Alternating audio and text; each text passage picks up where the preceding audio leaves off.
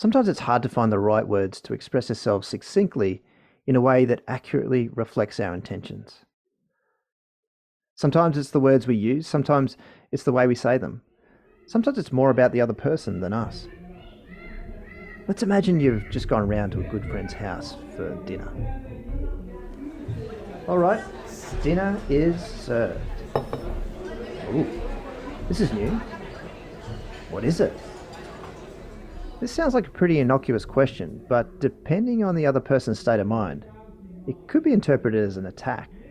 When confronted with a question like this, some people may end up thinking less about how to answer the question and more about why we would be asking such a question in the first place. New? What do you mean it's new? Well, what are you really saying? You saying I can't cook? Well, you can go to and get your own dinner. Before you know it, trust and rapport have collapsed. So how can we do this differently? How could we ask what we need to ask or say what we need to say without endangering rapport? The answer might be simpler than you think. We need to share our thinking. Here's how it might go a little differently. This is new. What is it? The only reason I'm asking is that I'm trying to cut out nightshades at the moment to see if it helps with this indigestion that I've been getting. You might share your thinking right off the bat like that, or you might do it in response to a verbal or non-verbal cue from the other person that indicates that maybe they've taken your question the wrong way.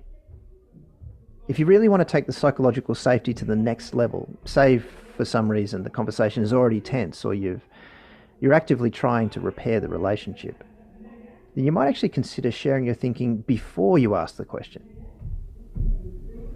Hey, I'm so sorry, I should have asked this earlier.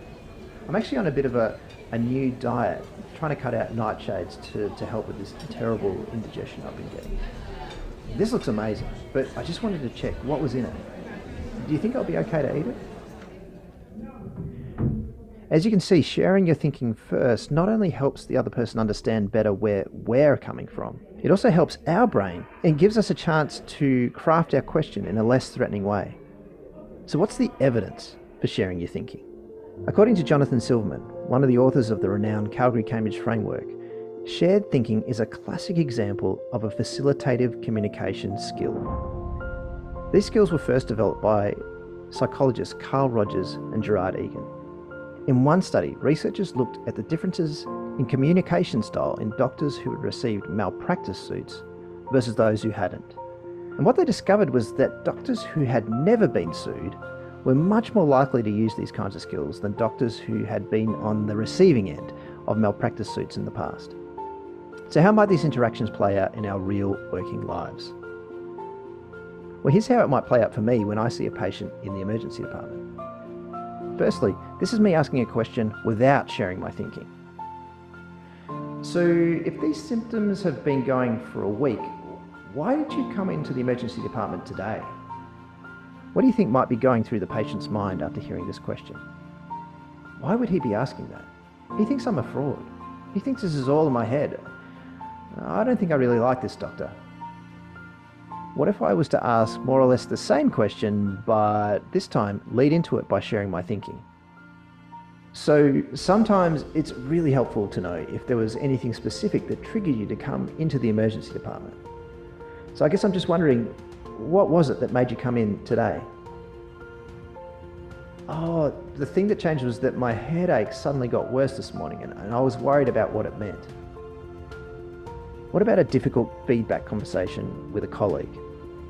Here's an interaction where I feel like I need to give feedback to a colleague about the dose of ketamine they've just used in a procedural sedation. One way of asking would be, so why did you use that dose of ketamine? What do you think might be going through my colleague's mind after hearing this question? Why is he asking me this question? He thinks it was a bad decision. He thinks I'm a terrible doctor. I hope he doesn't fire me. And what can I say that will make me look smart? You can tell he's already defensive and thinking of ways to avoid being reprimanded. So how might it go if I'd shared my thinking before asking the question? So it would be really helpful for me to understand a bit more about what was going on behind your decision to use that dose of ketamine. Often in these sort of situations, I reduced the dose, but I noticed that you did something different to that. So I was wondering, would you be able to tell me a bit more about what went into that decision? Oh, well, because I noticed the blood pressure was low, I thought maybe a higher dose would bring it up. Keep in mind, body language and tone play a key role here too. But the key element that we're focusing on today is the skill of sharing our thinking, so that the receiver of the question understands the reasons behind our question and doesn't have to worry about us having a hidden agenda. Can you also see the element of reciprocity at play here? By sharing our thinking, the other person is more likely to share their thinking too. So what is the real value of sharing your thinking? I think it helps us build trust through demonstrating transparency. In many ways, I think the essence of good communication is the process of increasing the transparency of our intentions.